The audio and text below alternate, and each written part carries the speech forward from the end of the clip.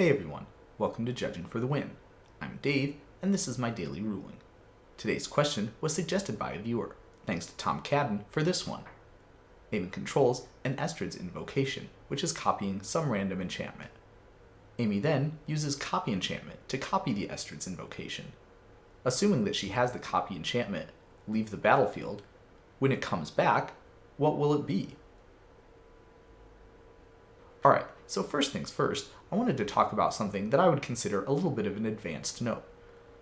If you notice, these both have continuous effects that make them copies of stuff, and we know that continuous effects that copy apply in layer 1.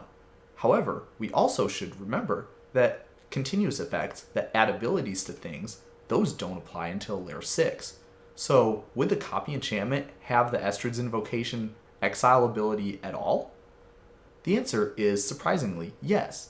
If you have a continuous effect that includes a copy effect, and it also includes some modifications to the copying process, those modifications are applied in the same copy layer, not in the normal layer that those types of effects would apply in. This means that the Estrid's Invocation, when it becomes a copy of the enchantment that it's copying, will indeed acquire the Exile Estrid's Invocation ability during layer 1 at that time.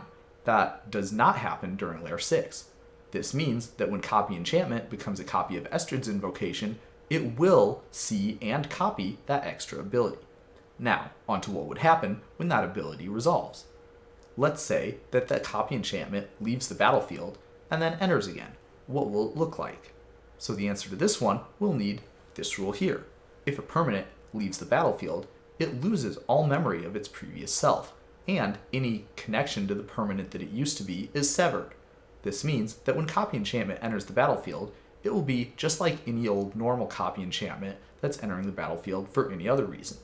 It will have its own normal, when this enters the battlefield, Copy an Enchantment ability, but it will not have the and it gains the Estrid's exile ability. This means that if the original Estrid's Invocation is not in play at this time, say for example because the controller of those permanents stacked the triggered abilities in the incorrect order, well, that would mean that Copy Enchantment is stuck copying an enchantment, and it won't get to copy the Estrid's Invocation and get the ability to exile itself anymore. Kind of a weird trick, but something you definitely should be aware of.